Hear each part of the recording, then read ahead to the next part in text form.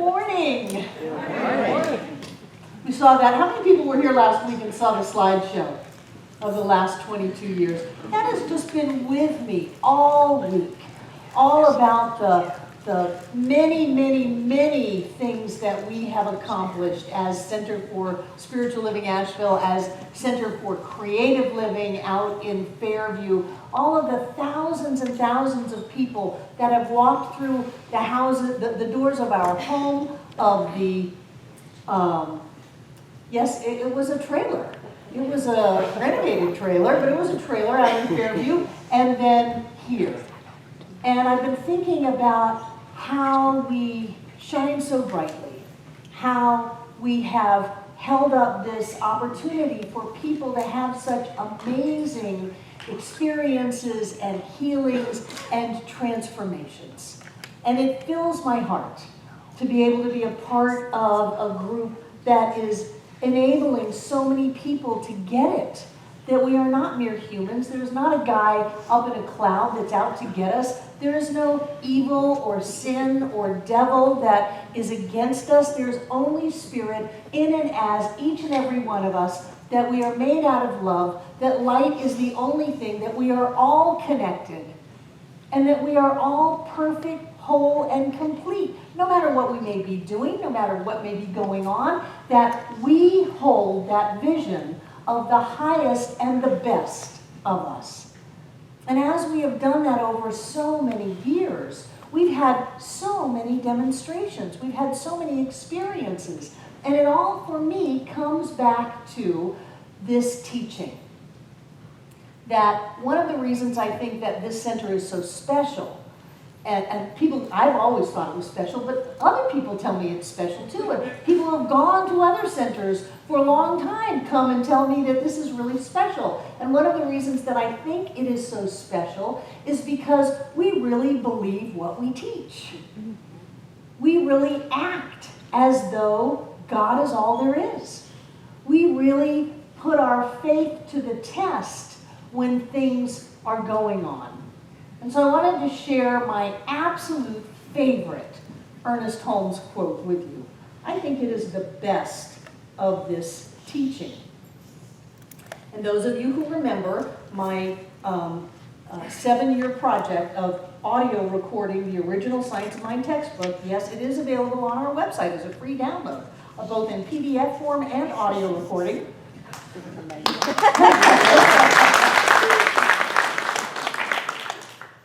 It is Lesson 2, Introduction, first paragraph.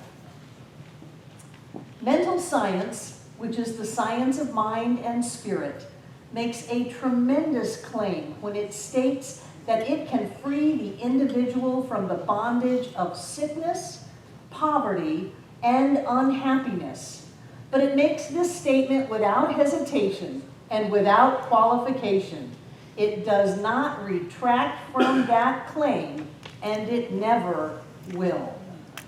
Bold words.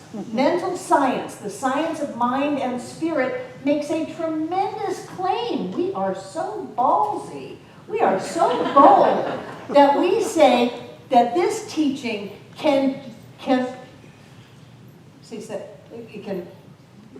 what is the word? Mental science, the science of mind and spirit, makes a tremendous claim when it states that it can free the individual from the bondage of sickness, poverty, and unhappiness. We are all about freedom. Mental science, the science of mind and spirit, says that you can be free. And it says it to everybody, that we don't care what the doctors have said. We don't care how much money you think you have or don't have. We don't care how miserable you are. You can be free. And it says it about everybody, not just the people here. And it doesn't qualify it. It doesn't say, well, once you've taken foundations class, once you become a practitioner, once you open up a business and start doing something productive with your life. It doesn't say that. It says under any circumstance, you can be free. Doesn't qualify it. It doesn't hesitate. It doesn't retract from that. It doesn't fall down in fear and say, well, oh my God, under these political circumstances, what do you expect from us? We're only human. No way. It says any person on the planet, in any circumstance, at any age, any race, any economic stature, can be free. Period. End of story. And we don't hesitate. We don't bow down. We don't qualify it. We will not retract this. Never. I love that. Because there are times in my life, as minister of this center, when I have had to hold on to that. We've had opportunities to be they've all happened at Mission Hospital, where a member of our center was having a doctor tell her that having hit his head, her husband would be a quadriplegic. And she said, no, no, no, no, my minister is coming. And when John and I got there in the ER, we immediately did treatment. We brought all of our practitioners in to do treatment. And that man walked out of the hospital, and he is fine. And then our own Thomas Young, when he had his stroke of genius. And the doctor was trying to tell his beloved that they didn't think he was going to make it. And she said, no, my ministers are coming. My ministers are coming. And we met you in the ER at Mission, and we treated over him. And we brought all the practitioners in and knew that Thomas was perfect, whole, and complete. And then he is. Because Sylvia had the wherewithal to say, no, I do not accept that. There is a higher truth going on. There is freedom going on that will free us from the bondage of sickness. And we can go there. And then I remember when Larry Williams' son, Omari, was beaten with a tire iron about his head. He was learning some life lessons. And they called me to go into Mission Hospital. And I walked into the room and I went, oh, this is neurotrauma intensive care. I know this room. Everything is fine. This is the room that Clint was in. And we all took hands and we prayed over Omari. And he walked out of that hospital. There is something that we can hold on to. Mental science, the science of mind and spirit, our connection with each other, our connection with God in us, as us, is us. We can hold on to that and know that it doesn't matter what the circumstances are, it doesn't matter what people are telling us, that we can be free. And it's not just for people in this country, it's for people in every corner of the world. It doesn't matter what we are born into. It doesn't matter what our past has been. It doesn't matter what we think the future holds. We can be free if we are willing to come into alignment with these laws of spirituality, of principle, that says as we think what we believe, we can have. And we don't have to believe it all by ourselves. That's why we gather. That's why we open up the doors and have a roof over our heads so that we can gather together, so that we can help each other believe. I know there are times, Jill, when you didn't know whether Tim would make it here or not, and here he is. And then there was Michael. We were treating Jan in here, and we pulled her right in. And other ones of us, we have looked at people and conditions in our lives who have told us that there's no way we would be where we are today, and yet here we stand. This teaching is the best of us. Our willingness to grab onto it and hold it, not only in the good times, but in the times that really challenge us to grow, where it looks like all is lost. That's the best of us. Our courage and strength to stand tall and to say, this is who I am. No condition can claim that. No circumstance can dictate that. This is who I am, is the best of us. And our willingness to be here with each other, to hold each other in our hearts, to reach out and to stand. Say, I will stand with you. I will stand in consciousness with you. I will know the truth with you, is the best of us. Because in those circumstances, we lift each other up. And I would venture to say every one of us in this room has had the opportunity to be lifted by this center. when it looked like all was lost, or when it looked like things were just going down the tubes. We've been able to lean on this center, to lean on this community, and to lean on these teachings, to look out and say, God is all there is. I am a divine incarnation, individualization of the magnificence of spirit. God lives by means of me. God breathes me. God thinks me. God moves in this world as me, and all is well, because that is the best of us, and so it is.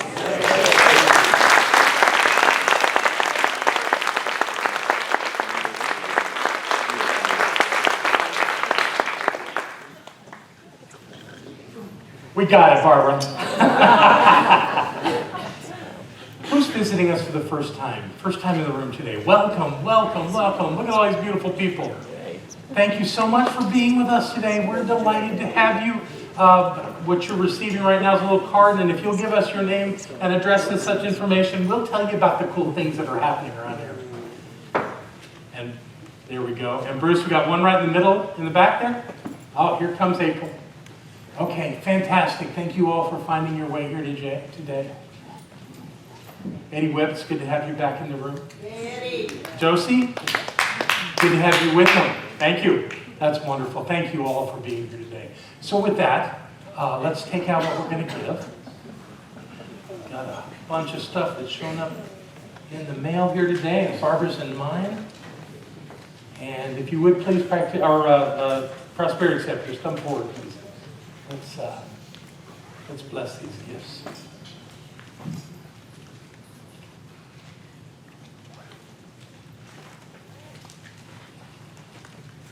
We got a gift from Barbara Updike in Japan. Yes. Love that. Yeah, okay. I do that all day. So if you would please put your gift close to your heart, because that's really where it comes from. This money thing is a lovely idea, and it is as much God as anything else, but it's the love that we share that makes us great. And I know right here and right now that we share the very best of ourselves by loving and believing in one another and seeing one another in the richest and most wonderful ways. I know that this community is a deep pattern of connections, and that the love is present at each turn and twist, and all of these connections are that divine connection, and that only good comes to us because we know who we are, and we live from that knowing of the divine presence at the point of us. And because of that, we are doing great things in the world, and I am so grateful for each one who joins in this giving, and for all the good that is flowing because of it. So we let that be so, and we repeat our investment affirmation together aloud. I freely and joyously give from the abundance and fullness of my overflowing wealth, knowing my gift goes with love as it touches and blesses the world, and so it is.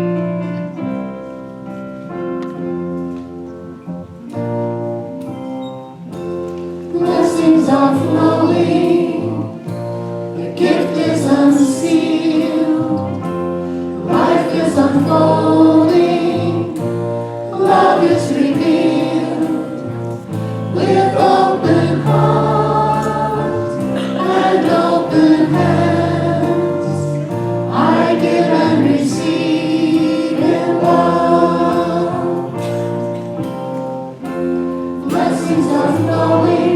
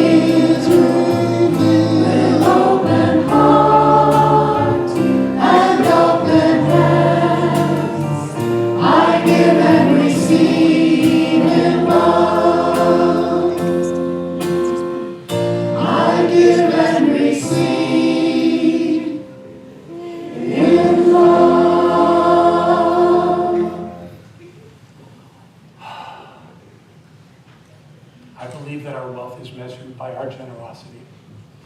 And I want you to know that you are the most generous people I know. Thank you for the way you love this community and support it and bless it every time you say yes. For every class you attend, for every Sunday you're here, and for all of the joy and love and money that you pass this way. We are a generous community and we are blessed. And so it is.